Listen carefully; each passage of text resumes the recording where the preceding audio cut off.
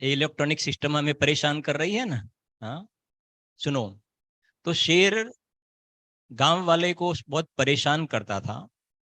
तो एक दफे क्या हुआ, उस चंद्रपुरी नगरी में एक गुरुदत्त नाम के राजा पधारे।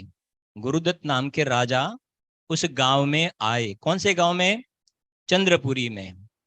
तो गांव वालों ने गुरुदत्त राजा को बताया कि शेर हमें बहुत परेशान कर रहा है।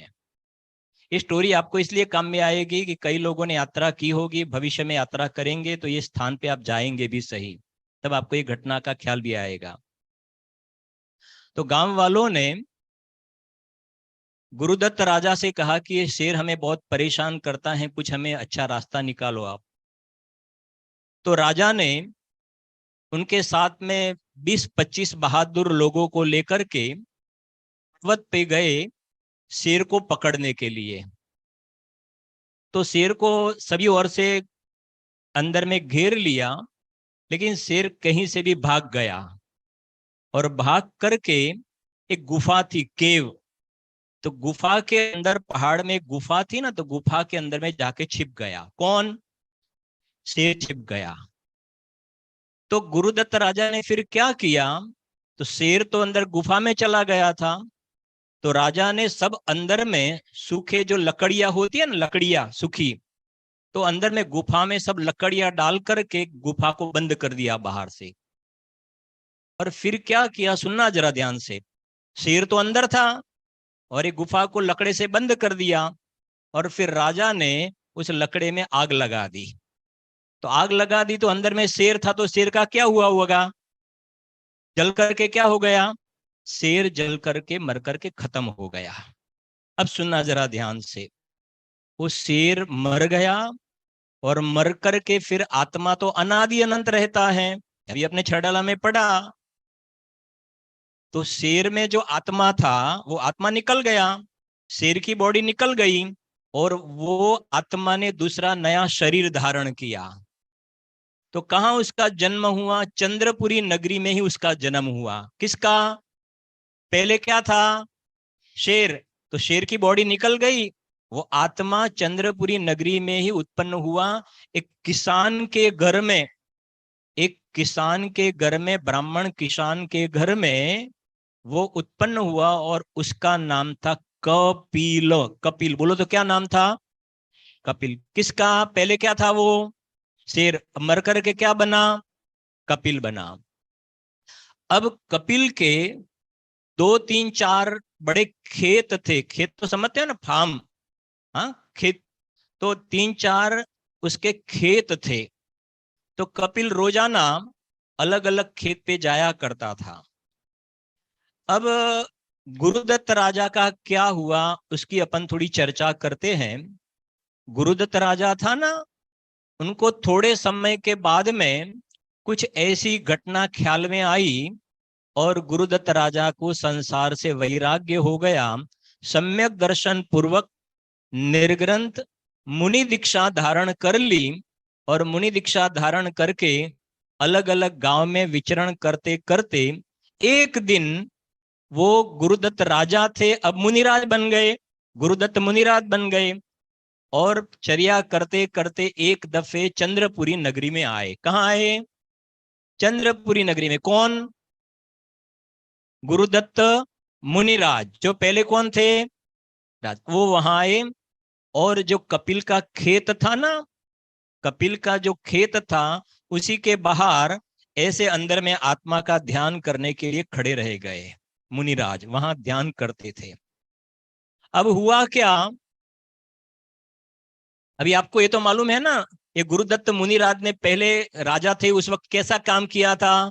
किसको मार डाला था? किसको मार डाला था? शेर कहाँ छिप गया था? हाँ, तो मार डाला था ना।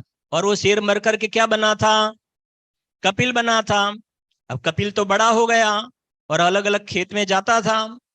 तो एक दिन कपिल ने अपनी पत्नी से कहा कि तुम भोजन लेकर के, टिफिन लेकर के दोपहर में 12-12:30 बजे, मैं वो पहले नंबर का जो खेत है ना, मैं वहां हूं, आप भोजन लेकर के, टिफिन लेकर के वहां आ जाना। तो पत्नी ने कहा ठीक है, और कपिल अपने खेत में चला गया। और खेत में देखा तो बाहर में मुनिराज थे। कौन से मुनिराज? गुरुदत्त मुनिराज ध्यान करते थे। तो कपिल को फिर कुछ याद आया, तो दूसरी जगह चला गया। दूसरी जगह उसको जाना था, दूसरे तीसरे खेत में। तो कपिल ने मुनिराज को बोला कि मेरे को दूसरा काम है, मैं दूसरे खेत में जा रहा हूं। अगर मेरी पत्नी यहाँ टिफिन लेकर के आवे तो आप उनको बता देना कि मैं फलाने खेतर में गया हूं। ऐसा कपिल मुनिराज को बोल करके चला गया। लेकिन मुनिराज तो अपने स्वरूप में अंदर में मग्न थे, उन्होंने तो कुछ सुना ही नहीं। तो अंदर में लीन थे, उन्होंने कुछ सुना ही नहीं, कौन बोल करके चला गया। अब हुआ क्या, सुनना आप जरा ध्यान से। जैसी करनी वैसी भरनी स्टोरी आती है ना। अब क्या हुआ सुनना। अब कपिल तो चला गया दूसरे तीसरे खेत में। अब भोजन का टाइम हुआ, तो उनकी वाइफ थी कपिल की पत्नी, वो टिफिन लेकर के कहाँ आई? पहले वाले खेत में आई। तो आई तो वहां देखा नहीं, अपने पति को देखा नहीं कि वो कहाँ है। तो वहां बाहर कौन खड़ा था? मुनिराज। तो मुनिराज से पूछा कि कोई यहाँ था, कोई यहाँ से गए? तो मुनिराज तो अपने स्वरूप में लीन थे, कुछ बोले नहीं। तो अभी पत्नी सोचने लगी कि अब मैं कहाँ जाऊं, क्या करूं। मेरे पति ने तो बताया था कि मैं पहले नंबर के खेत में हूं। तो पत्नी ने सोचा शायद वो घर पे चले गए होंगे दूसरे रास्ते से, या और कोई जगह गए होंगे, नहीं तो यहां ही ठहरते। मुनिराज ने कुछ बताया नहीं।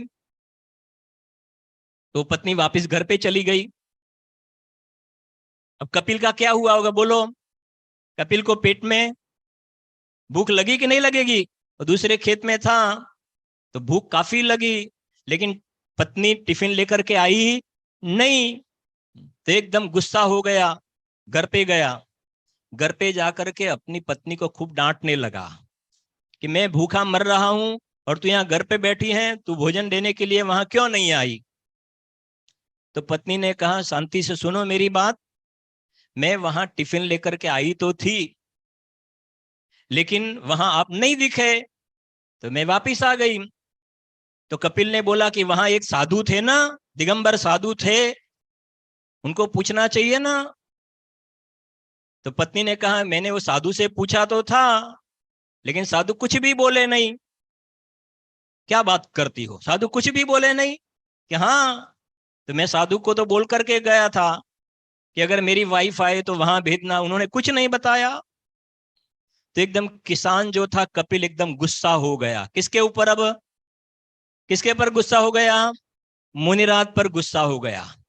और सीधा जो कपिल था वो भाग करके सीधा अपने खेत के बाहर, जो मुनिराज अपने स्वरूप में ध्यानस्थ थे ना, कौन से मुनिराज?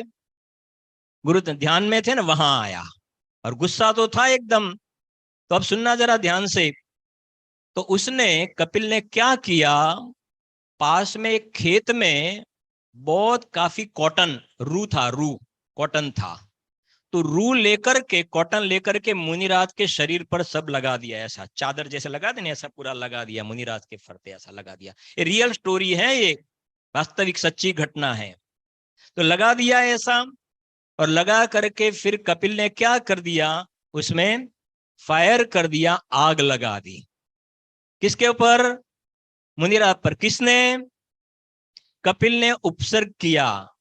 और ये पूरा बॉडी था, शरीर मुनिराज का जल गया। लेकिन मुनिराज तो अपने स्वरूप में लीन थे, अंदर में लीन थे। हुआ क्या कि अंदर में स्वरूप में मुनिराज लीन थे, बाहर में उपसर्ग चल रहा था, वो अंदर में अपने स्वरूप में मग्न थे। थोड़े ही काल में उनको केवल ज्ञान हो गया। किनको? मुनिराज। मुनिराज पहले गुरुदत्त क्या थे? राजा। राजा में से क्या बने? मुनिराज। मुनिराज में से वो केवली बन गए, केवली भगवान बन गए। क्या बन गए? केवली भगवान। तो वहां ही ऐसे ध्यान में थे और केवल ज्ञान प्रकट हो गया। जब केवल ज्ञान प्रकट हो गया ना, तो शरीर जो था ना, शरीर पहले से भी बढ़िया बन गया अपने आप। शरीर बन गया, बढ़िया बन गया, एकदम केवल ज्ञान हो गया। और केवल ज्ञान हो गया तो ऊपर देवलोक में से सब देव आए, और देव आकर के उनका केवल ज्ञान का उत्सव मनाया। किनका? हाँ, गुरुदत्त मुनिराज को जो केवल ज्ञान हुआ ना, उनका उत्सव मनाया। तो कपिल भी था वहां। अब सुनना, कपिल भी सब देख रहा था, और कपिल सोचने लगा कि मैंने कितना गलत काम किया।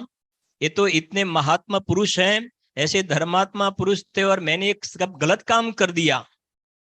उसी वक्त जो मुनिराज जो केवली भगवान हुए थे ना, उनकी दिव्य ध्वनि खिरती थी। क्या खिरती थी? दिव्य ध्वनि।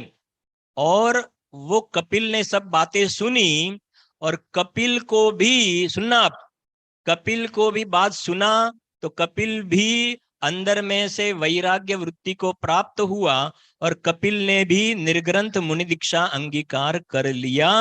तो इस घटना से हमें ये बोध पाठ लेना है। मैं आपसे अब 2 क्वेश्चन पूछता हूं, 2 क्वेश्चन, कि जो गुरुदत्त नाम का जीव था, गुरुदत्त को केवल ज्ञान होने का कारण क्या, और गुरुदत्त पर कपिल ने उपसर्ग किया, उसका कारण क्या? 2 बात ख्याल में, प्रश्न ख्याल आता है ना।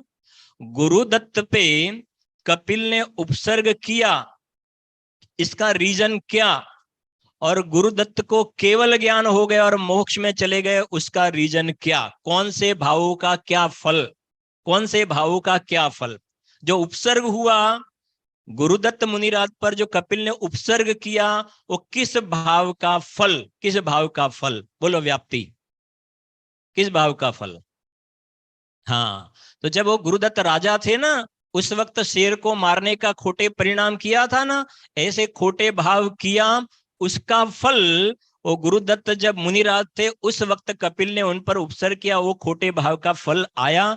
इसलिए हमें कभी भी खोटे काम करना चाहिए नहीं, क्योंकि हम खोटे काम करते हैं तो बिल्कुल उसका फल मिलता ही है। इसलिए हमें सावधान रहना चाहिए। अब बॉयज में एक क्वेश्चन, कि ये गुरुदत्त मुनिराज को उपसर्ग तो हुआ, लेकिन वो तो केवल ज्ञान प्रकट करके मोक्ष में चले गए, तो वो कौन से भाव का फल है? शुभ भाव, अशुभ भाव, कि वितराग भाव? कौन से भाव? हाँ, जोर से बोलो, मुझे कम सुनाई देता है। शुभ भाव, अशुभ भाव, अच्छा वितराग भाव। अच्छा, वितराग भाव किसके आश्रय से प्रकट होता है? आत्मा के आश्रय से कि बाहर के आश्रय से? अच्छा, अच्छा, आपके पास आत्मा है कि नहीं है? आपके पास आत्मा है कि आप आत्मा है? आत्मा। तो आप आत्मा, आत्मा का आश्रय करेंगे तो क्या बनेंगे? भगवान बन जाएंगे। तो हम किसके लिए आए हैं? बहुत बढ़िया, बहुत बढ़िया। करतल ध्वनि से पंडित श्री का अभिनंदन करेंगे हम सभी।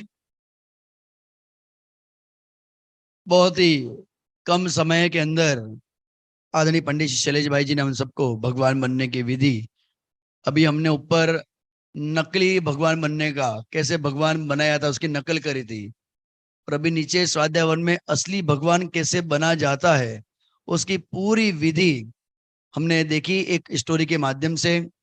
जीवन में कैसी भी स्थितियां हों, हमें उन स्थितियों को विशेष ध्यान रखते हुए आत्मा की ओर बढ़ने का प्रत्येक समय पुरुषार्थ जारी रखना चाहिए, और भगवान बनने का पुरुषार्थ ही वास्तव में सच्चा पुरुषार्थ है। इस बात का आदरणीय पंडित साहब ने हम सबको संकेत किया।